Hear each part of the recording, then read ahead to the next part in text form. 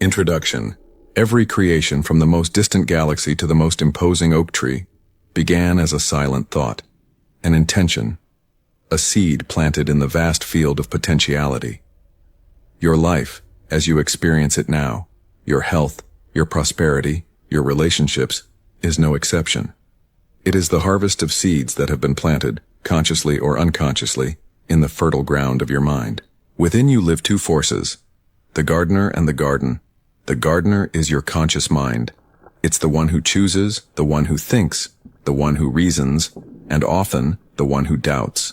It observes the external world and decides which seeds seem most suitable. But the garden is your subconscious mind. It is a servant of absolute loyalty, a land of infinite fertility, and, above all, obedient. The garden does not judge the seed. It doesn't care if you plant a flower or a weed. Its sole and sacred function is to take the seed the gardener gives it and use all the silent power of life to make it grow. The great secret is this. Most of us have lived as unconscious gardeners, allowing seeds of fear, doubt, and limitation, carried by the winds of the world, to fall into our garden. And then, we look at our lives, at the harvest, and wonder why it is full of weeds. This is a journey to awaken the gardener within you, so that you become aware of the immense power that resides in your ability to choose which thoughts you are going to nurture. You will learn that your subconscious mind is not a strange force you must conquer, but your most faithful ally. You will discover that you don't have to fight reality. You just have to offer it a better blueprint. The soil of your mind is ready. The harvest of your future depends on the seed you choose to plant now. Chapter 1. The Civil War of the Mind. The origin of self-sabotage. You have felt this paradox, this strange and frustrating contradiction that lives at the heart of the human experience. With all the strength and clarity of your conscious mind, you set a goal. Starting tomorrow, I'm going to eat healthy. This month, I'm going to save 20% of my salary. The decision is clear. The intention is pure. The captain has given the order. And yet when the moment of truth arrives, an invisible force, an inner saboteur, seems to take control of the helm. The hand that in the morning rejected sugar, at night finds itself, almost without realizing it, at the bottom of a box of cookies. The money you swore to save vanishes in an impulsive purchase. The great project remains in the drawer, a victim of a sudden and insurmountable laziness. You find yourself betraying yourself again and again, and the conclusion you reach is often painful and self-critical. I have no willpower. I lack discipline. There is something broken in me. But what if I told you that your willpower is in perfect condition? What if I told you that your discipline is not the problem? What if the problem was not a weakness on your part, but the fact that you are in the midst of a civil war, and you didn't even know it? Welcome to the Civil War of the Mind. It is the conflict that defines the human struggle, the battle between what we say we want and what our deep programming believes we deserve. To understand why self-sabotage occurs, we must recognize that our mind is not a unified kingdom. It is a territory governed by two armies, two forces with radically different natures, weapons, and strategies. The first army is your conscious mind. It is the elite force, the Special Operations Command. Its general is willpower. Its weapons are logic, reason, and planning. It is a small but brilliant army. It operates in the light of day. It is capable of feats of concentration and effort in short bursts. But its great weakness is that it gets tired. Its energy is finite. It is depleted with every decision, with every act of resistance. The second army is your subconscious mind. If the conscious mind is an elite command, the subconscious is a vast, ancient, and countless army. Its field marshal is habit and belief. Its weapons are emotion, imagination, and automatic patterns. This army never sleeps. It operates from the shadows. It doesn't understand logic. It only understands programming. Its only directive is to execute the battle plan that was ingrained in it years ago with absolute loyalty and relentless efficiency. And here lies the source of the Civil War. Self-sabotage occurs when the small conscious general willpower decides to launch a frontal assault on the deeply programmed orders of the immense automatic habit army. When you consciously decide, I'm going to be rich, but your subconscious army's fundamental programming is, money is bad and scarce. The battle is inevitable. Your small willpower command can fight bravely for a while, but eventually it will get tired. And when it gets tired, the vast army of habit, which never fatigues, will simply resume its march, leading you back to the familiar territory of scarcity. It's not that your mind is disobedient. In fact, it is perfectly obedient. The problem is that it is obeying an older, deeper command than the one you, the conscious general, are issuing now. You are not fighting an enemy. You are fighting an older version of yourself. The war is not won with more effort. The war is not won by fighting harder. It is won by understanding the rules of engagement and changing the strategy. The first rule is that in a direct conflict, emotion always beats logic. Willpower is a cold force. The subconscious habit is driven by the hot, powerful energy of emotion, the fear of scarcity, the comfort of procrastination. In this battle, the subconscious will always have the energetic advantage. The second rule is that habit is 1,000 times stronger than an isolated decision. A decision is a single event. A habit is a trench, a neural pathway dug into your brain by thousands of repetitions.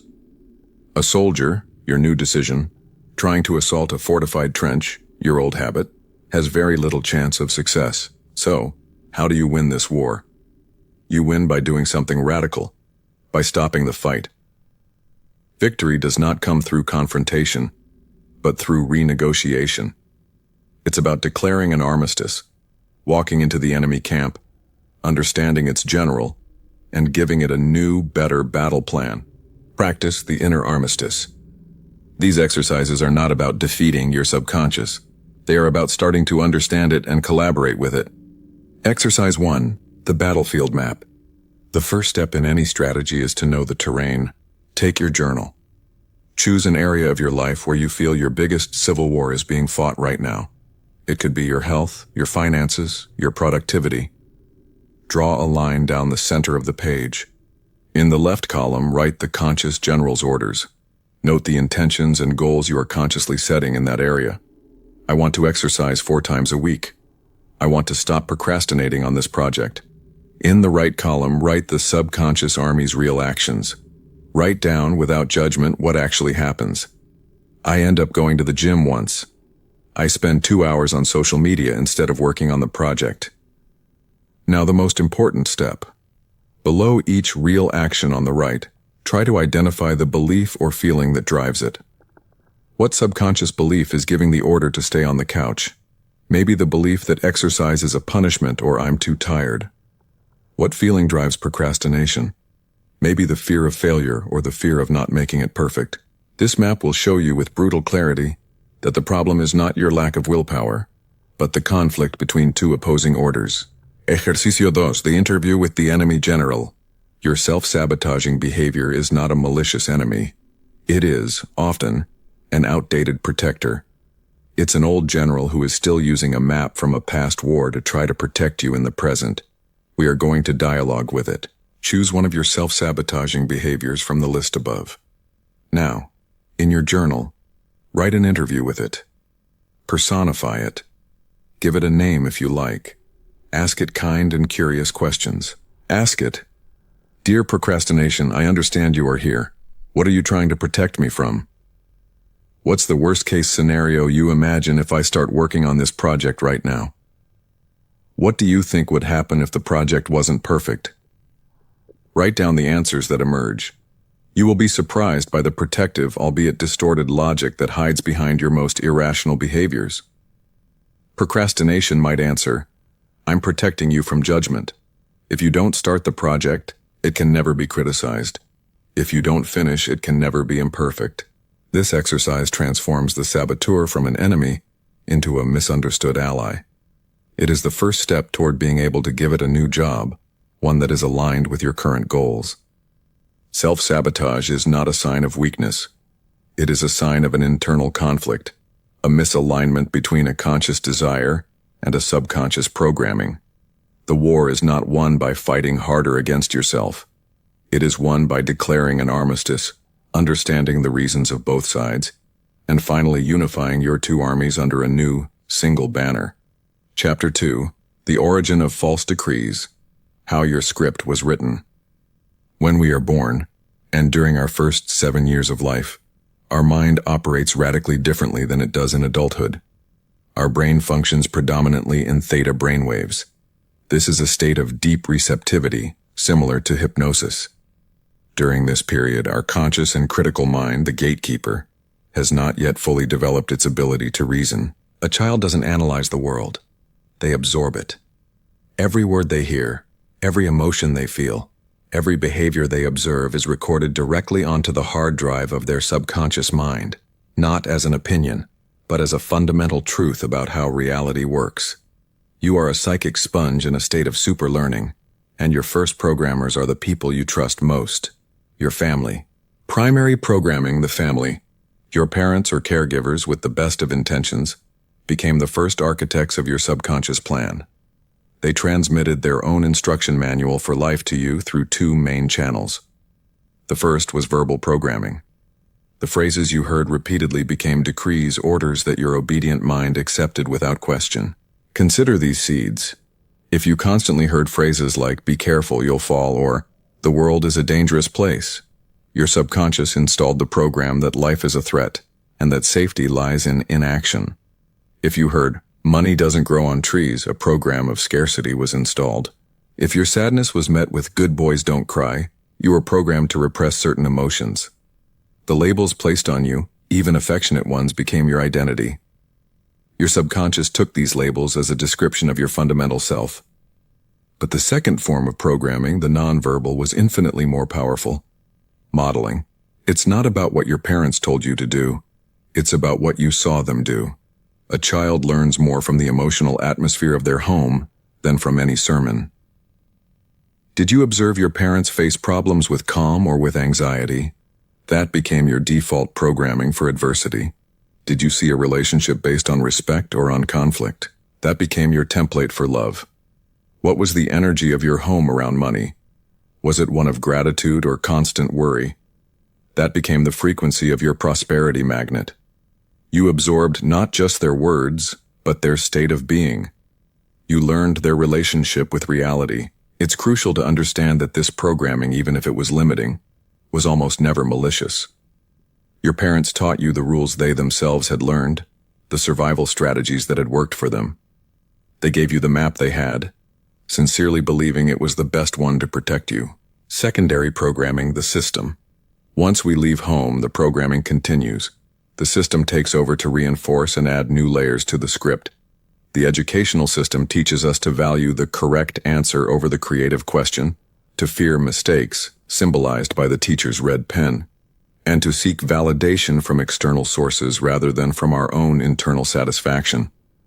Then, the cultural matrix, media, advertising, social networks, finishes the job. It bombards us with thousands of daily suggestions about how we should be, what we should have, and how we should feel to be accepted and happy.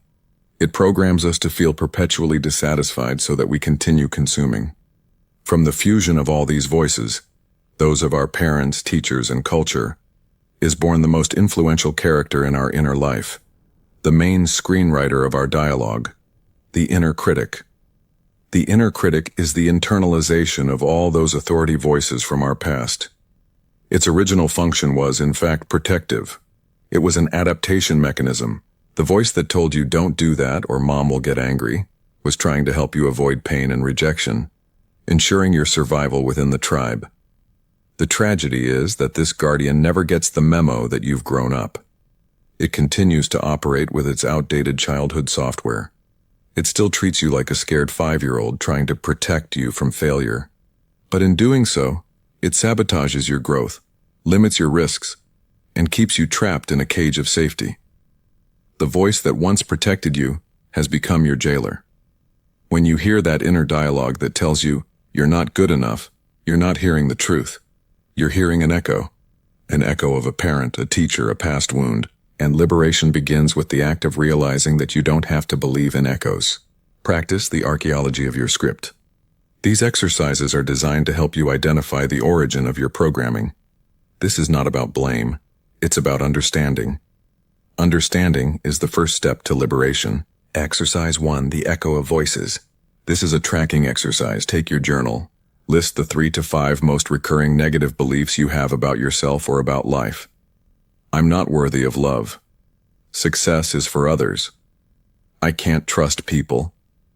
Now for each of those beliefs, close your eyes. Repeat the phrase to yourself slowly, and ask yourself this question. Whose voice is this originally?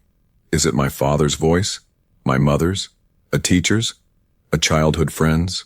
Don't look for a logical answer. Pay attention to the first image, the first memory, or the first sensation that arises. Often, you will be able to identify the source of the program. Next to each belief, write the name or source you have identified. This simple act creates a separation.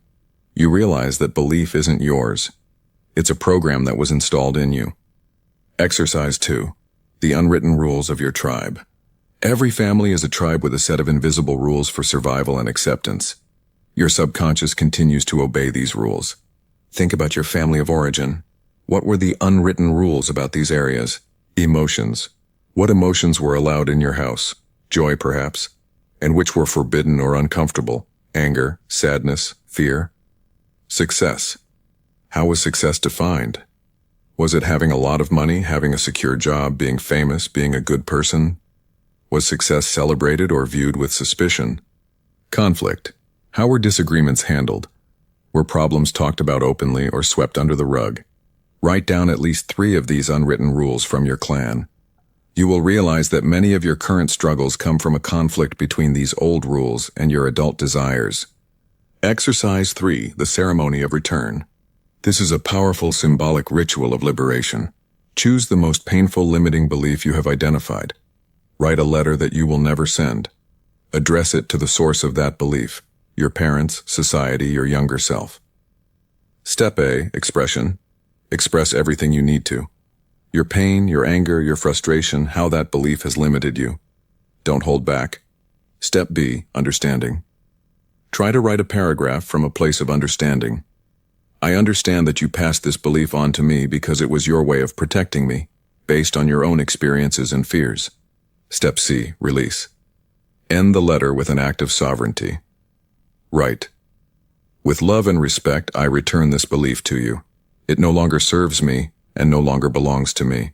From today, I consciously choose to write my own rules and decrees.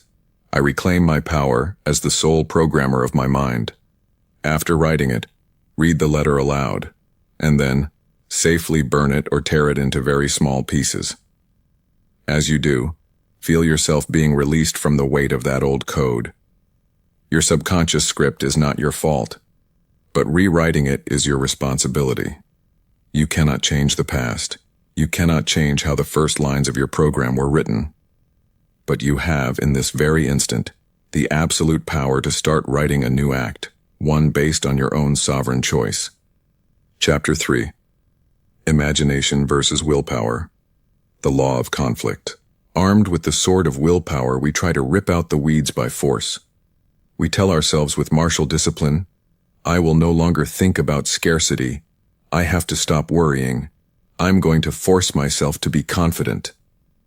We enter a pitched battle against our own mental patterns, believing that with enough effort and struggle we can subdue them, and almost always we fail miserably. The more we fight a thought, the stronger it becomes. The more we force ourselves to feel something, the more elusive that emotion becomes. We end up exhausted, frustrated, and convinced we lack the willpower to change. But the problem isn't a lack of will. The problem is we're using the wrong tool. We're trying to speak to the engine room in a language it doesn't understand, and one that even causes the opposite effect. The French psychologist Émile Coué formulated a fundamental law of the mind that explains this perfectly. It is the law of reversed effort. The law states, when the will and the imagination are in conflict, the imagination always wins, without exception. Let's consider a simple example. Imagine a wooden plank 10 meters long and 1 meter wide placed on the floor. Could you walk on it from one end to the other without falling? Of course, with complete ease. It requires almost no effort from your will. Now imagine that same plank placed between the rooftops of 200-story buildings. Could you walk on it now? Your will, Your conscious desire to cross is the same. But now your imagination has entered the equation. You start to imagine the fall, the emptiness, the terrible end. The harder you try to force yourself to walk, the more vivid the images of falling become. Your imagination of failure paralyzes your will for success. The conflict has begun, and imagination will always win. This principle operates in every aspect of our lives. When you try to force yourself to sleep, your imagination fills with images of you tossing and turning, and the result is insomnia. When you try to force yourself to remember a forgotten name, your mind goes blank. It is only when you surrender and stop trying that the name suddenly appears. The struggle, the forced effort, the tension. These are the language of the conscious captain. But the subconscious does not respond to force. It responds to a much more subtle, ancient, and powerful language. The native language of the subconscious. If we want to communicate effectively with the engine room, we must stop shouting orders in the captain's language and start whispering in the crew's native tongue. This language is composed of three main elements. The first is images and symbols. The subconscious mind thinks in pictures. It is pre-verbal. If I say, "Don't think about your house," it's too late. The image of your house has already appeared. The image is instantaneous and holistic. The subconscious doesn't process negatives well. When you say, "I don't want to be sick," the image your subconscious receives is sickness. This is why visualization is so powerful. The second element is feeling and emotion. Feeling is the water that makes the seed of thought germinate. The subconscious is the emotional mind. You can have a mental image of a bank account with $1 million, but if you feel anxiety, the message your subconscious receives is not $1 million, but anxiety and lack. Emotion is the signature that validates the order. An image with no emotional charge has little power. But an image, even a blurry one, if it's charged with the feeling of joy, peace, or gratitude, is a top priority command. The third element is stories and metaphors. The subconscious loves narratives. A simple story can bypass the critical filter of the conscious mind and plant a powerful idea directly. This is why parables and myths have been the most powerful teaching tools for millennia. When you listen to a story, your conscious mind relaxes, but your subconscious absorbs the message. Telling yourself a new story about your life is one of the most effective ways to rewrite your internal script. Images, feelings, and stories. This is the language we must learn to speak, and the faculty that allows us to use this language is imagination. We often consider imagination a form of childish escapism. Nothing could be further from the truth. Imagination, when used in a disciplined way, is not an escape from reality. It is the workshop where the reality of the future is forged. Every bridge, every symphony, every business first existed as an image in someone's imagination. Imagination is the master key because it resolves the conflict between will and belief. When you try to force a result with will, you are fighting your current programming. But when you use imagination, you simply create a new blueprint. The conscious mind registers it as just imagining and offers no resistance. But the subconscious mind, which doesn't distinguish between a real and an imagined experience, accepts that blueprint as a new command. It begins to work immediately to turn that image into your physical reality. The most powerful use of imagination is to evoke the feeling of the wish fulfilled. Don't imagine the process of achieving your goal. Imagine the final scene. Imagine that your desire is a fait accompli. Don't imagine getting the job. Imagine celebrating after your first successful month. Don't imagine earning the money. Imagine enjoying the security and freedom that money has already given you. The goal is to generate the feeling of naturalness. When you can feel the emotion of your wish fulfilled as a natural present state, you have convinced your subconscious. You have planted the seed and watered it with the feeling of certainty. From there, the growth is automatic. Practice training your disciplined imagination. Exercise 1, the relaxation experiment. This simple exercise will give you a direct physical experience of the law of reversed effort. Step A, effort. Sit comfortably and try to force yourself to relax. Clench your fists, tense your shoulders, and mentally order yourself, "I have to relax now." Observe what happens. You'll get even more tense. Your will and your state are in conflict. Step B, imagination. Now, release all tension. Instead of ordering yourself, simply start to imagine. Imagine floating in a warm pool on a sunny day. Feel the water on your skin. Don't try to relax. Just immerse yourself in the imaginary scene and the feeling of relaxation. Observe how, without any effort, your muscles begin to loosen. You have used the correct language. Exercise 2, the mental rehearsal. Choose a small upcoming event that generates a bit of anxiety. Instead of worrying, you are going to perform a positive mental rehearsal. Close your eyes for 2 minutes. Imagine the scene not as it might happen, but as you would like it to happen. Don't focus on the exact words. Focus on the feeling. Imagine yourself feeling completely calm and confident. Visualize the other person as receptive. Feel the satisfaction at the end of the meeting. Repeat this mental movie several times in the days before the event. You are not trying to control the future. You are programming your inner state so you enter the situation from a place of confidence, which increases the chances of a positive outcome. Stop struggling. Start imagining. Your imagination is the master key that opens the door without effort. It is your direct communication channel with the creative power of your subconscious mind, the giant that patiently awaits your blueprints to begin building.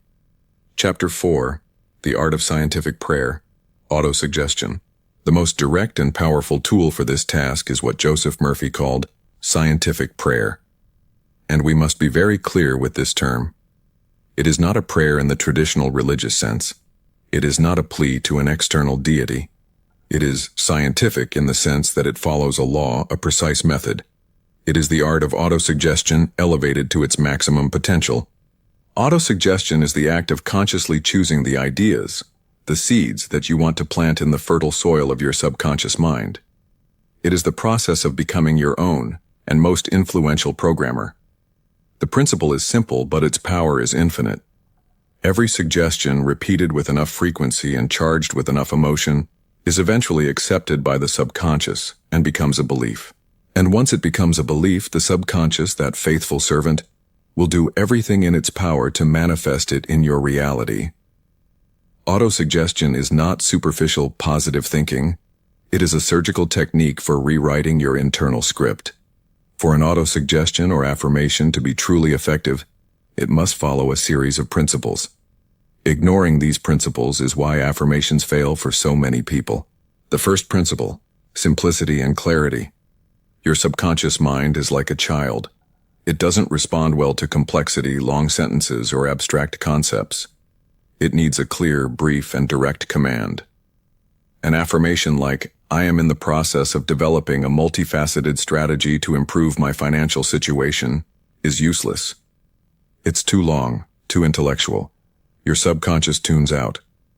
Instead, an affirmation like, "Money flows to me easily and constantly," is infinitely more powerful. It is simple, direct, and a clear image. The second principle, the present tense. This is perhaps the most common mistake. We often formulate our desires in the future tense. I will be rich. I will get that job. I will be healthy. By doing this, we are giving a very precise command to the subconscious to keep that desire in the future. And the subconscious, obediently, ensures that wealth, the job, or health are always just over the horizon, but never here and now. The subconscious only operates in the eternal present. To impress it, you must formulate your affirmation as if your desire were already a fait accompli. Not "I will be," but "I am." Not "I will have," but "I have."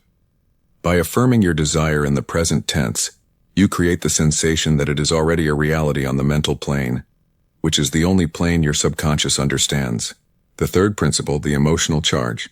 As we have seen, a thought without emotion is a seed without water. You can repeat a phrase 1,000 times, but if you do it mechanically, it will have very little effect.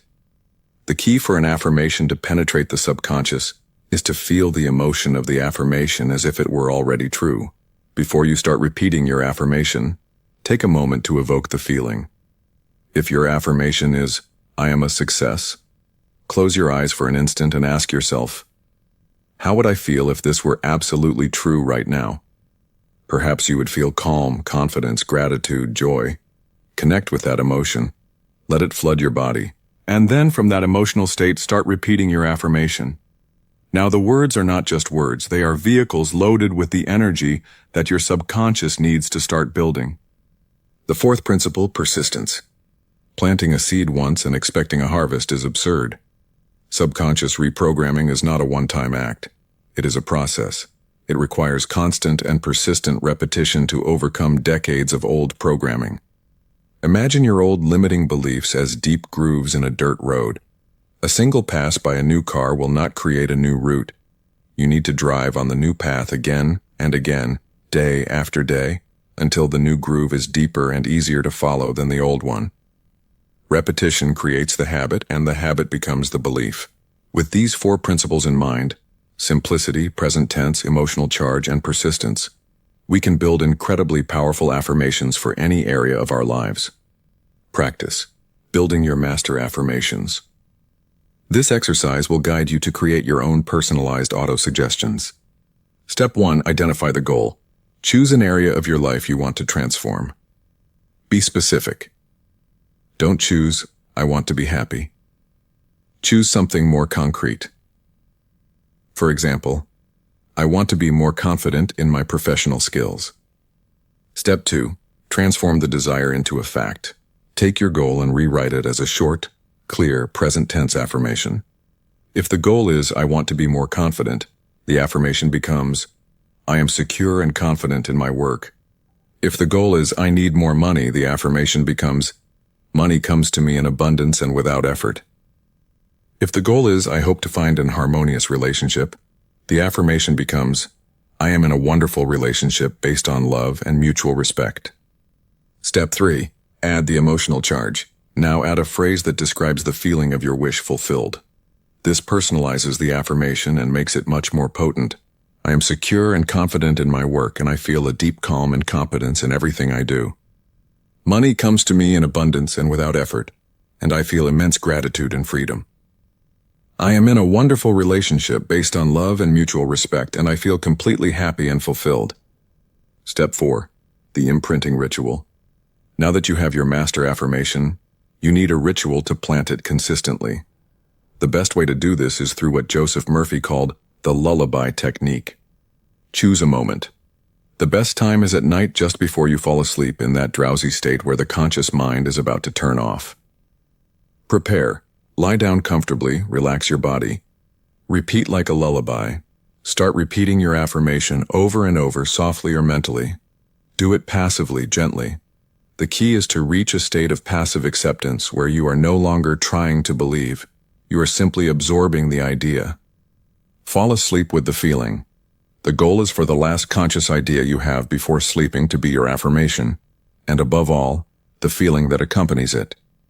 This way, your subconscious mind will work on that idea all night long. Perform this ritual every night with persistence.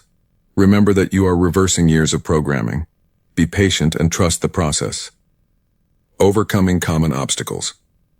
While you practice, you may encounter resistance from your conscious mind. This is silly, it will tell you. You're lying to yourself. This is normal. It's the old captain trying to maintain control. When this happens, don't fight that voice. Simply acknowledge it kindly and return to your practice. With each repetition of your affirmation, you are weakening the authority of the old captain and strengthening your direct connection to the engine room. Another obstacle is impatience. We want immediate results. But growth in nature has its own rhythm. You don't unearth the seed each day to see if it's growing. You plant it, you water it, and you trust that the law of growth will do its job. In the same way, once you have planted your affirmation in the subconscious, let go of the need to see immediate results. Continue with your practice with a quiet faith, knowing that you have set an infallible law in motion. Autosuggestion is the act of consciously choosing the seeds you want to see flourish in your life. It is reclaiming your power as the gardener of your own reality. It is the deliberate dialogue with the giant you carry within. Chapter 5. Healing the Book of Your Life. The Power to Rewrite the Past. The problem is that many pages of this book were written when you were too young to understand them. They were written with the ink of hurt, fear, resentment, or failure. And each of these pages became a decree, a subconscious command that your mind continues to execute today, often against your conscious wishes. A page of past betrayal becomes the silent order. Don't trust anyone. A page of humiliating failure becomes the decree. Don't take risks. You're not good enough. A page of painful loss becomes the law. Don't love too much, because pain is inevitable. Trying to build a future of trust, success, and love, while these old orders are still active in your system, is like trying to build a skyscraper on a foundation filled with dynamite. Sooner or later, the old programming will explode and sabotage your new structure. Most of us believe the past is unchangeable, a story written in stone that we are doomed to drag along. But the most liberating truth that psychology and spiritual wisdom offer us is this: you cannot change the facts of the past, but you have the absolute power to change their meaning. And by changing their meaning, you change their power over you. Healing the book of your life is not about erasing the pages. It's about becoming a wise editor. It's about taking those old stories of pain and adding a new chapter, a new conclusion, one that serves and empowers you. It's about giving your obedient mind a new interpretation of the story, a new command about how it should feel and react to those old memories. This is the art of subconscious healing, and it is practiced through 3 fundamental acts of rewriting: forgiveness, reinterpreting failure, and releasing guilt. Forgiveness, in the sense we explore it here, is not a moral act to absolve the other person. It doesn't mean you condone what they did. It doesn't mean you have to have them back in your life. Forgiveness is an act of sacred selfishness. It is the act of cutting the chains that bind you to your own pain. It is a command you give yourself to finally be free. By forgiving, you tell your obedient mind, this old story of pain is no longer my focus. I cancel the order to continue suffering from this. From today, I choose peace. The second healing, reinterpreting failure as wisdom. Failure is, along with resentment, another great source of negative programming. A significant failure in the past can install a deep program of fear and inadequacy that sabotages all our future attempts. The memory of failure becomes a command to not try. Healing this wound doesn't involve forgetting the failure. It involves rewriting its meaning. It's about stopping seeing it as a judgment on your worth and starting to see it as an invaluable lesson. It's the act of extracting gold from lead. The company that went bankrupt was not a failure. It was your intensive business master's degree. The relationship that ended was not a failure. It was the training that taught you what you truly value in a partner. By reinterpreting failure, you give your subconscious a new story, a new command. The command is no longer, I failed, therefore I am a failure. The new command is, I learned, therefore I am wiser and stronger. The third healing, releasing guilt. Guilt is resentment directed at oneself. It is the act of punishing yourself over and over for a past mistake. It is a subconscious command of self-punishment that can manifest as a mysterious inability to enjoy life, to accept success, or to feel worthy of happiness. The release from guilt does not come from denial, but from compassion and acceptance.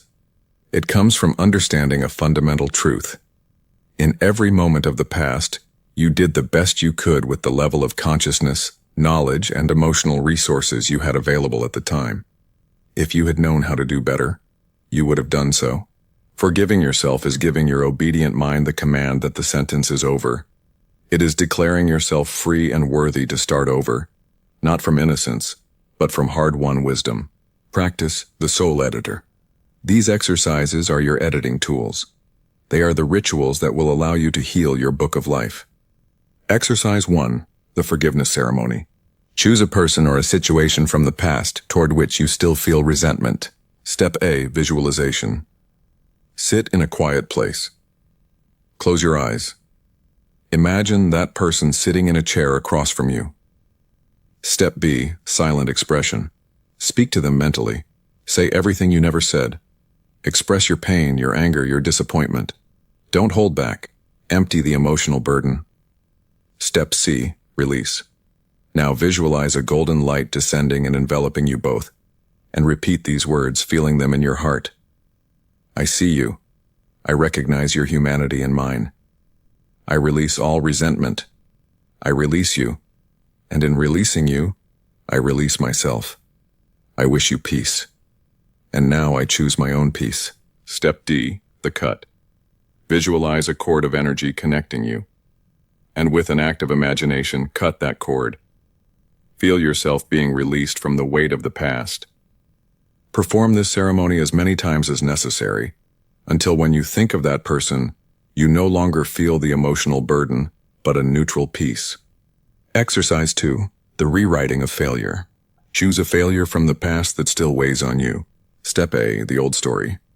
In your journal, write the story of the failure as you have always told it, focusing on the pain, humiliation, and shame. Step B, the search for gold. Now on a new page, you are going to become a wisdom detective. Answer these questions about that same experience. What was the most valuable lesson I learned from this? What strength, resilience, humility, courage did this experience forge in me? How did this failure help redirect my life toward a better or more authentic path? Step C, the new narrative. Based on your answers, write a new title for that page of your life. Instead of "The Year My Business Failed," the new title could be "The Year I Earned My Master's Degree in Business Resilience." By doing this, you are not denying the facts, you are changing the meaning you give them. You are giving your obedient mind a new story, a story of power. Exercise 3, the self-forgiveness trial. Imagine a courtroom in your mind. You are in the defendant's box for a past mistake for which you feel guilty. Now, imagine that you are also the judge, a judge who is infinitely wise and compassionate. Chapter 6, the night mind, your solution lab. Imagine you want a private audience with the king of a vast empire to present a project that will change the kingdom. During the day, the king is in his throne room, surrounded by advisors and courtiers. This is your conscious king, your waking mind. If you try to approach, your message will be debated and rejected by skeptical counselors, doubt, logic, fear, before it ever reaches the monarch's ears. But at night, the king retires to his private chambers. The court is silent. There is a brief magical moment just before the king falls into a deep sleep, when his mind is tranquil, receptive, and alone. If you could whisper your message in his ear then, it would enter his consciousness directly without filters. This is the perfect metaphor for your mind. Twice every 24 hours, the gatekeeper, your conscious mind, lowers its guard. These are the golden moments for reprogramming, the direct portals to the throne room of your subconscious. These are the drowsy states, the period of reverie just before you fall asleep, and a similar period just after you wake up, before your conscious mind is fully active. Dr. Joseph Murphy, like many other mind masters, insisted these are the most powerful moments to sow the seeds of your desires. Why? Because in this state, known as alpha or theta brainwaves, your conscious mind's critical activity is at a minimum. The door to the subconscious opens wide, and your mind is extraordinarily suggestible. An idea planted then is like a seed in freshly tilled soil. Ignoring the power of these moments is one of the biggest mistakes we make. We often do the opposite. Our last thought before sleep is usually a worry. We mentally review the day's problems. We fall asleep in a bath of negative emotions, giving our subconscious a blueprint for more problems and anxiety to work on all night. Then we wonder why we wake up feeling tired and apprehensive. Similarly, the first thing many do upon waking is grab their phone. We flood our highly suggestible mind with world news and social media. We allow the chaos of the external world to dictate the day's first command to our subconscious, instead of consciously setting our reality's tone. Taking control of these two daily portals is an act of sovereignty over your own mind. It's like ensuring you have a private audience with the king every night and morning. The nightly programming techniques. Technique 1. The subconscious lullaby for affirmation. This is your main tool for programming with words. Reduce your desire to a short, powerful phrase and repeat it like a lullaby until you fall asleep. The key here is passivity. Choose your lullaby. Condense your fulfilled wish into a brief phrase. Thank you for my wealth, or I am healthy and at peace. The phrase should feel good and resonate with you. The process. Once in that drowsy state, repeat your lullaby softly. Do it gently, with feeling, not effort. Your goal is for this to be your last conscious thought before sleep. You're delivering your command, then you can rest, knowing your crew will work all night to make it reality. Technique 2, the nightly cinema for visualization. If your mind responds better to images, this is your technique. It's the act of projecting your mental movie at the moment of maximum receptivity. Load your film. Be clear on your happy ending scene, a brief 10-second film of your desire already fulfilled. The process. In the drowsy state, project your film. Don't just watch it, feel it. Immerse yourself in it with all your senses. Feel the central emotion of your fulfilled desire: gratitude, relief, joy. Repeat the scene until it feels real and familiar. The goal is to fall asleep inside the scene, feeling that emotion as your present reality. Technique 3, the nightly counsel for problem solving. Sometimes we need an answer to a complex problem. The subconscious is a source of immense creative intelligence. The process. In your drowsy state, present your problem simply as if to a wise counselor. Infinite intelligence of my subconscious, you know the perfect solution. I hand this problem over to you now. I trust you to reveal the answer. The act of faith. After making the request, let it go. Release the need to solve it consciously. Go to sleep with quiet confidence that a higher intelligence is working on it. The answer will often come unexpectedly, as a clear idea upon waking in a dream or through a synchronicity. Practice your conscious sleep ritual. Exercise 1, the sleep sanctuary. Your bedroom isn't a second office.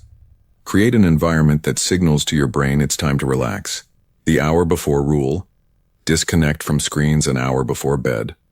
Blue light suppresses melatonin. Instead, read, listen to music, or talk to a loved one. Total darkness. Ensure your room is as dark as possible. Darkness is the most powerful signal for your brain to initiate sleep. Exercise 2. Choose your nightly technique. Don't try all three at once. Choose one that aligns with your current main goal. For a new general belief, wealth confidence, use the subconscious lullaby. For a specific visual desire, a new house, use the nightly cinema. For a problem needing clarity, use the nightly counsel. Commit to that one technique every night for at least a month. Exercise 3. The Dawn Journal. Place a notebook by your bed. The golden rule. Upon waking, before you move or touch your phone, stay still. The reception. Pay attention to any ideas or feelings present in your mind. This is often your subconscious's response. The capture. Immediately write down anything that arises. The ideas in this state are often the most valuable. Don't rely on your memory. Your day ends, but your mind never rests. Sleep is not a pause in creation. It's when the deepest work is done. By taking conscious control of the portals of sleep and waking, you stop being a part-time programmer. You become a 24-hour architect of reality, sculpting your destiny even while you sleep. Chapter 7, Building the Habit of Happiness, the Order of Joy. We have been programmed with a false universal decree that happiness is a destination, a prize granted to us if and when we meet certain external conditions. I'll be happy when I get the promotion. I'll be happy when I find the perfect partner. This belief turns happiness into a carrot on a stick, always in front of us, always just out of reach. It condemns us to a life of perpetual searching, to being victims of circumstances, waiting for the external world to organize itself perfectly to finally give us permission to feel good. The truth, from the perspective of the obedient mind, is radically opposite. Happiness is not a destination. It is a habit. It is not a reward. It is a command. Joseph Murphy taught that happiness is our natural condition, and unhappiness is simply the result of having installed a faulty mental program. For many of us, our mind's default program is worry and complaint. Our subconscious has become an expert at unhappiness because it's what we've practiced most. As a faithful servant, it presents us with a reality that perfectly matches that inner state. The path to a happy life is not about changing the external world. It's about uninstalling the habit of unhappiness and deliberately installing the habit of joy. This isn't about forcing a smile when you feel bad. It's about conscious training to teach your subconscious mind to choose happiness as its new default state. Neuroscience supports this idea. Each time you choose a thought of gratitude over a complaint, you are literally rewiring your brain. You are weakening old stress pathways and strengthening new pathways of serotonin and dopamine. You are building, thought by thought, the neurological hardware of happiness. The obedient mind awaits your orders. If your habitual order is life is difficult and stressful, it will execute it perfectly. But if you start giving it the new order of I choose happiness and peace with conviction, it will execute that with the same fidelity. The commands of happiness. Building the habit of happiness is an active process. It requires using specific commands or techniques to interrupt old patterns and establish new ones. Command 1, the morning decree. The first hour of the day is the most important. The mental state you begin with often sets the emotional tone for the next 16 hours. An unconscious gardener wakes up and allows the first seeds of the day to be worries or negative news. The conscious gardener, however, uses that moment of receptivity to deliberately plant the seed of happiness. The technique is simple but profound. Upon waking, before your conscious mind is fully active, give a command. Place a hand on your heart and say, aloud or mentally, with serene conviction, I choose happiness today. I give my subconscious mind the order to interpret all events today in a way that brings me peace and joy. My mind is a magnet for the good, the beautiful, and the harmonious. And so it is. This is not just a pretty phrase, it is a decree. It's the captain giving the day's first navigation order. Command 2. The conscious mental diet. It's impossible to cultivate the habit of happiness if you constantly feed your mind mental junk food. Happiness needs a clean environment to flourish. A conscious mental diet is the act of becoming a strict guardian of the information and energy you allow into your awareness. This involves a fast from negativity. It's not about ignoring the world's problems, but about stopping passive, recreational consumption of them. Drastically limit your exposure to news, especially sensationalist news. Stop participating in complaining. Complaining is a powerful affirmation of powerlessness. When you feel the urge to complain, pause and consciously choose either silence or reframing the situation to find a lesson. Be selective with your social circle. Spend less time with chronically negative people. Their vibrational state is contagious. Seek the company of people who uplift and inspire you, who embody the joy you want to cultivate. Command 3, the gratitude anchor. As we've explored, gratitude is the quickest shortcut to the feeling of happiness. It's chemically impossible to feel gratitude and fear or anger at the same time. Gratitude is the emotional signature of abundance and well-being. An anchor is a tool from neurolinguistic programming that allows you to access a desired state instantly. The technique is to create a physical stimulus, an anchor, and repeatedly associate it with the emotional state of gratitude. For example, you can choose the gesture of bringing your thumb and index finger together on your right hand. Every time you feel a wave of genuine gratitude, perform that gesture. With repetition, your nervous system will create a direct connection between the gesture and the feeling. Eventually, the anchor will work in reverse. In a moment of stress, simply performing the gesture will instantly activate the state of gratitude and change your biochemistry. Practice your happiness training program. Exercise 1, the Morning Decree and Gratitude Journal. This is your ritual for starting and ending the day. The foundation of your new habit. In the morning, 2 minutes. Upon waking, perform your morning decree. Say it with conviction. Then think of 3 specific things you are grateful for in that moment. At night, 5 minutes. Before sleeping, in your journal, write 3 good things that happened that day. For each one, write why you are grateful. This trains your brain to end the day focused on the positive. Exercise 2, the 7-day Negativity Fast Challenge. This is an intensive challenge to detox your mind. For the next 7 days, commit to a policy of 0 complaints. Not out loud, not in your inner dialogue. Every time you catch yourself about to complain, stop, breathe, and consciously choose either silence or to reframe the situation by finding something to be grateful for. Wear a bracelet on one wrist. Every time you complain, switch it to the other wrist. The goal is to keep the bracelet on the same wrist for the entire day. This challenge will reveal how often you operate from negativity and will force you to build a new habit quickly. Ejercicio 3. The creation of your joy anchor. Let's create your personal anchor. Step A, evocation. Close your eyes. Remember a moment in your life when you felt pure, immense joy. Immerse yourself in that memory with all your senses. Step B, anchoring.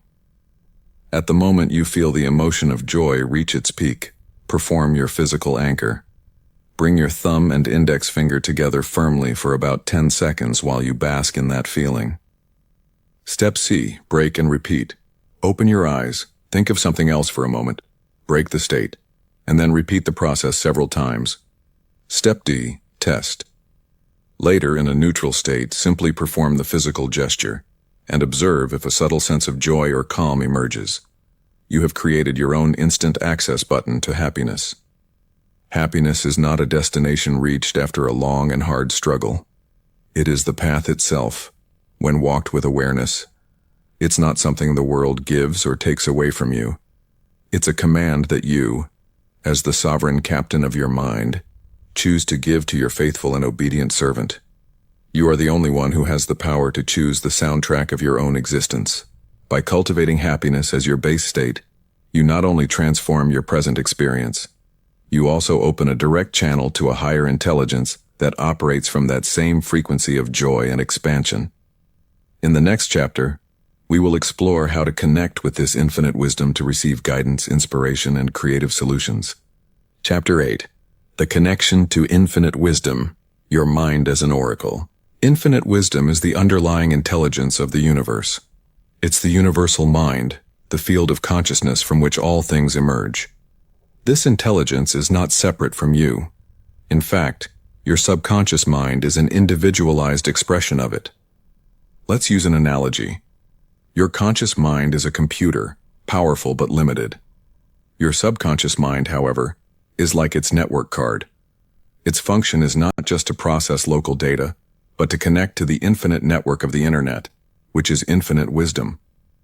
Most of us live with our connection turned off. We operate only with the limited data of our personal experience. We struggle to find solutions using only the logic of our conscious processor, unaware that we have access to an infinite database containing the answer to any question. Activating this connection is like going from a simple personal computer to a terminal with access to the supercomputer of the cosmos. It's using your subconscious to receive new, creative, and unexpected information. It is turning your mind into an oracle. This communication doesn't arrive as a logical treatise. It comes through the native language of the subconscious. It manifests as intuition, that silent certainty. It manifests as inspiration, that creative solution that arrives out of nowhere. And it manifests in your dreams, which often contain symbolic answers to questions your conscious mind couldn't solve. Your subconscious is the translator. It takes abstract infinite wisdom and translates it into a language your conscious mind can grasp. But to receive an answer, you must first learn the art of asking the question, the art of asking the oracle. You cannot access this wisdom from a state of anxiety. You must approach your subconscious mind not as a demanding boss, but as a trusting partner. The process has 3 steps. Step 1, clear definition. The subconscious is a brilliant problem solver, but a poor mind reader. Your conscious mind must do its job first. Define the problem or question with the greatest clarity possible. This process of focusing your conscious mind loads the subconscious with all the relevant information. Step 2, the command of faith. Once your question is clear, the next step is to formally hand it over to your deep mind from a state of faith and confidence. A weak request like, "Please help me," is an order of powerlessness. A command of faith is a declaration of trust. Just before sleep, in that receptive state, formulate your request. For example, "Infinite intelligence of my subconscious, I hand over this challenge." Briefly describe the problem. You already know the perfect solution. I command you to find that solution and reveal it to me clearly. Thank you for the answer I know I will receive. Step 3. Absolute surrender. This is the most crucial and difficult step. Once you have made the request, you must completely let go. Worrying or obsessing after you've handed it over is like planting a seed and digging it up every 5 minutes. You interrupt the process. Faith is trusting that your silent partner is working on it even if you see nothing on the surface. The art of receiving the answer. The answer rarely arrives like a bolt of lightning. It often comes in subtle ways. Your job is to learn to recognize it. The morning idea. The solution will often appear as a clear, serene thought upon waking. It's your subconscious delivering its nightly report. Synchronicity. The answer may come through a coincidence in the external world. You overhear a conversation with the solution. You open a book to the exact sentence you needed. The intuitive impulse. Suddenly, you feel a strong, inexplicable urge to call someone or go somewhere. This is your subconscious guiding you to the answer. The key is to maintain a state of relaxed alertness. Don't anxiously search for the answer. Simply remain open and curious, trusting it will arrive at the perfect time. Practice opening your intuitive channel. Exercise 1. The Nightly Question Ritual. This is a direct application of the art of asking. Step A. Define. Before bed, write about a problem in your journal for 10 minutes to achieve maximum clarity. Step B. Command. Just before sleeping, read your question one last time. Then, perform the command of faith, formally handing the problem over to your subconscious. Step C. Let go. Release the problem completely. Use your subconscious lullaby on a different topic to occupy your mind and fall asleep peacefully. Step D. Capture. Keep your journal handy. Upon waking, before doing anything else, write down any ideas, dreams, or feelings present. This is often your subconscious's response to your request from the night before. Exercise 2. The Intuition Journal. Trust in your intuition is built with evidence. Dedicate a section of your journal to being an impulse hunter. Create 3 columns: the intuition, my action, and the outcome. In the first, note any gut feeling or illogical impulse you have during the day. In the second, note if you followed it. In the third, note what happened. This journal will provide you with an irrefutable database of evidence that your inner guidance is real and trustworthy. Your subconscious is not just a servant obeying your old commands. It is your direct connection to the infinite wisdom of the universe. By learning to ask with faith and listen with relaxed attention, you stop operating only with the limited resources of your intellect and ally yourself with an intelligence that already has all the answers you seek. Chapter 9. Conquering Fear. The Guardian in Your Mind. Fear, in its chronic psychological form, anxiety, worry, phobia, is life's great saboteur. It is the force that prevents us from taking risks, loving fully, speaking our truth, and expressing our true potential. To live under the dominion of fear is to live in a cell whose walls shrink a little more each day. To conquer it, we must first understand its true nature. Fear is not a real entity that exists outside of us. It is not a quality of the world. Fear is a mental movie. It is a product of your own imagination, a destructive use of your incredible creative power. It is the act of writing, directing, and starring in a film about a catastrophic future. You project this film on the screen of your mind over and over, with such emotional intensity, that your body and your subconscious accept it as an imminent reality. Your obedient mind does not judge the script you give it. If you repeatedly hand it a script of failure or rejection, your subconscious accepts it as an order. It says, "Understood. The captain wants to experience failure," and it begins to mobilize all your resources to make it so. It produces the chemistry of stress and anxiety in your body, clouds your judgment, and leads you to act in a way that often creates the very result you feared. You become the prophet of your own destruction. You cannot overcome fear by fighting it. Fighting fear is like trying to put out a shadow by shouting at it. You only make it bigger and more real. The only way to dissolve a shadow is by turning on a light. The only way to overcome a thought of fear is by using the law of substitution. You cannot, by an act of pure will, simply stop thinking about something. But you can consciously choose to think about something else. You cannot have 2 opposing thoughts occupying the focus of your attention at the same time. The secret is not to fight the horror movie being projected, but to deliberately turn it off and project a different movie in its place, a movie of faith, trust, and triumph. The triumph film technique. This technique is the direct antidote to any fear that is limiting you. It is the art of using the same power of imagination that creates fear to dissolve it. Step 1. Identify and name your fear. Fear thrives in vagueness. The first step is to bring it out of the shadows and look it in the face. Be specific. Don't say, "I'm afraid of failure." What failure exactly? Be concrete.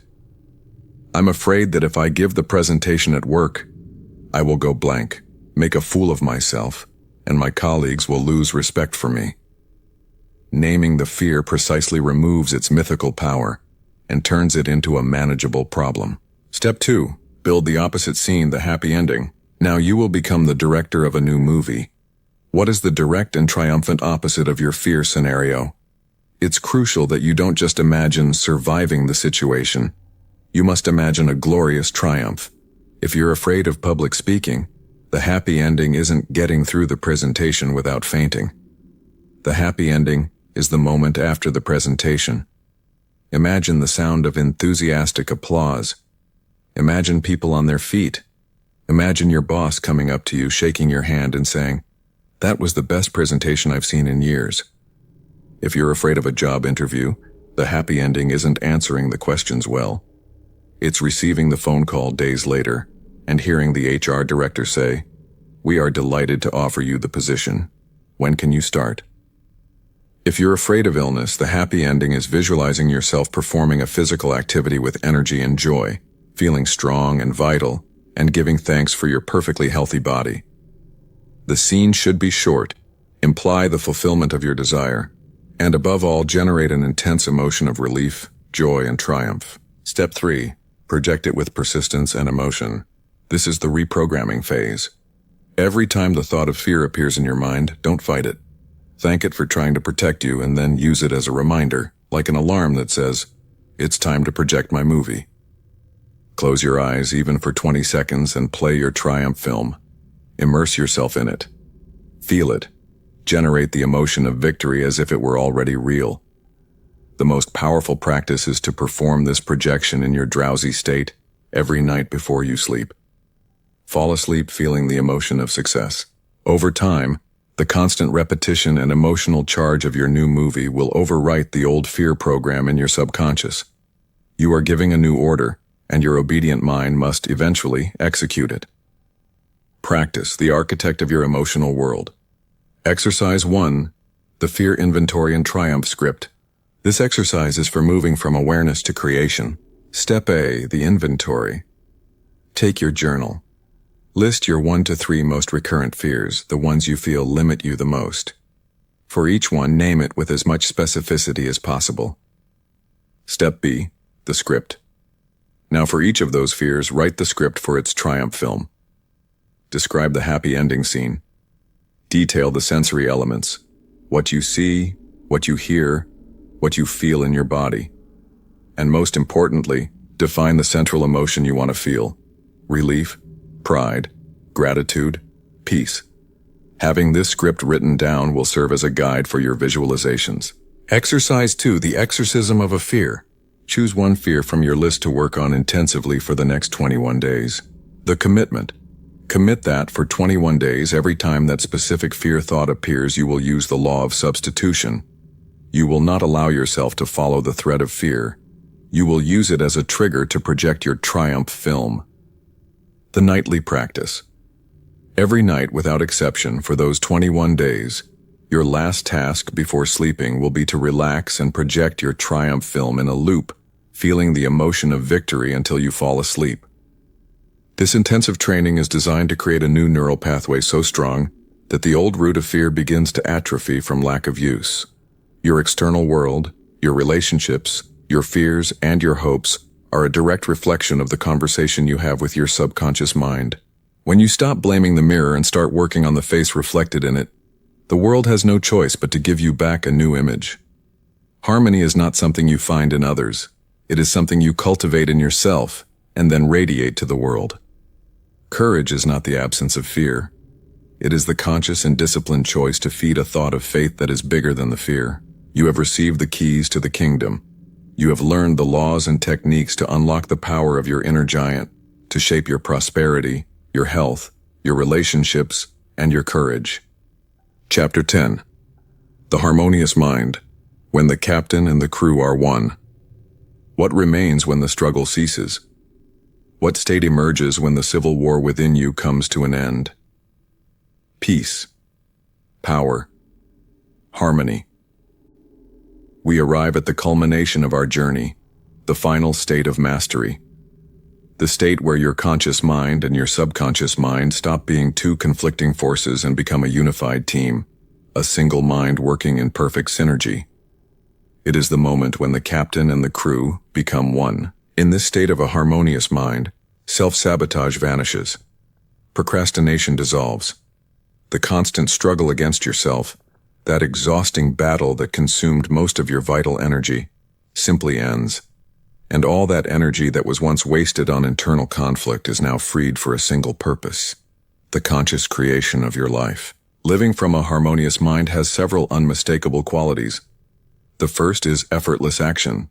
Things that once required immense willpower, you now do naturally.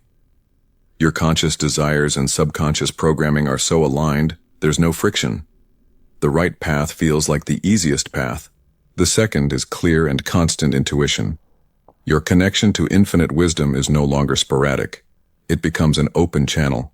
You receive guidance, inspiration, and creative solutions continuously, and you act on them with serene confidence, without the interference of the old inner critic. The third is emotional sovereignty. You are no longer a victim of your moods. You can experience the full spectrum of human emotions: joy, sadness, anger, but you no longer identify with them. You are the conscious space that observes them pass, the sky that remains impassive to the clouds. No emotion has the power to hijack you or throw you off course. And the fourth quality is accelerated manifestation. With no conflicting orders, with no war between what you ask for and what you believe, the signal you emit to the universe has absolute clarity and power. As a result, the time between sowing an idea and its harvest in the external world is drastically shortened. Your creative power is magnified exponentially. In this new paradigm, the relationship between your two minds is redefined. Your conscious mind, the captain, stops being an anxious, controlling micromanager. It has learned to trust its crew. Its main job is no longer to row with effort, but to hold the vision. It becomes the lighthouse keeper, keeping the light of the final destination clear and bright. It formulates the intention, chooses the destination, and trusts. Your subconscious mind, the crew, has received a new and empowering battle plan. It no longer follows the old, obsolete maps of childhood. With a clear leader and an inspiring vision, it works tirelessly, with immense creativity and power, to navigate the ship through the ocean of life, overcoming obstacles and using favorable currents to reach the destination set by the captain. The captain inspires the crew with his vision. The crew empowers the captain with its impeccable execution. It is a feedback loop of trust and power. It is the unified mind. It is the obedient mind, not in the sense of a slave, but in the sense of a perfect partner who obeys a wise and benevolent leader. You in your highest state of consciousness. Practice, the daily ritual of harmony. Achieving this state is the goal. Maintaining it is the art. Mastery is not a destination, it is a daily practice of alignment. Exercise 1, the morning tune-up. Every morning before the outside world presents its agenda, your first task is the captain's meeting with his crew. Dedicate 5 to 10 minutes to this ritual of alignment. Step A, gratitude. Begin by tuning into the frequency of abundance. Feel genuine gratitude for 3 things in your life. This calibrates your emotional state. Step B, the day's order. Choose and declare your main intention for the day. It's not a to-do list. It's the theme of the day. It can be an affirmation like, "Today, I operate from calm and confidence." This is the captain's order. Step C, the visualization. Dedicate a few minutes to projecting your mental movie of the day completed successfully. Don't visualize every detail. Feel the dominant emotion you want to experience at the end of the day: satisfaction, peace, pride. This is the delivery of the blueprint to the engine room. Exercise 2, the conscious check-in. Throughout the day, take brief pauses to go down to the engine room. Set a silent alarm for 3 times a day. When it goes off, pause, close your eyes, breathe, and ask yourself, how are we doing, team? Are we aligned with the morning's order, or have we fallen into an old program of stress or doubt? If you detect a misalignment, don't judge yourself.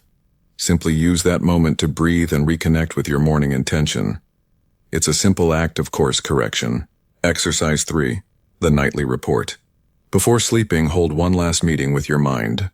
Step A, acknowledgement. Review your day not with judgment but with gratitude.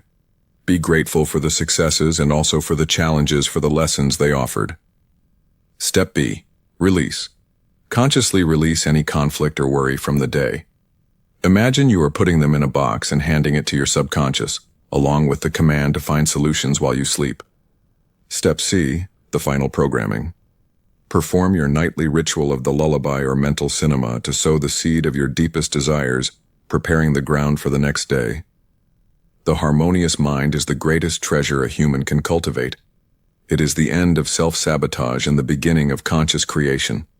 It is the state in which life stops being a struggle and becomes a work of art, a symphony conducted by the master hand of your own unified consciousness. You have received the keys to the kingdom. You have learned the laws and techniques to apply them. You have discovered that the giant within you is not a monster to be feared, but a servant to be guided. For a long time, perhaps, this orchestra has played without a conductor. The violins of fear played an anxious melody. The drums of anger marked a rhythm of conflict, and the flute of joy was barely heard amidst the chaos of dissonance. It was a cacophony. Throughout this journey, you haven't learned to kick the noisy musicians off the stage. You've learned to do something much more powerful. You have learned to step onto the podium, take up the baton, and become the conductor. You have learned that every musician, even the most challenging one, has a place in the symphony. You've learned to give fear a new score of confidence, resentment one of forgiveness, and scarcity one of abundance. The goal of mental mastery isn't the silence of an empty theater. It's the glorious harmony of a well-conducted orchestra.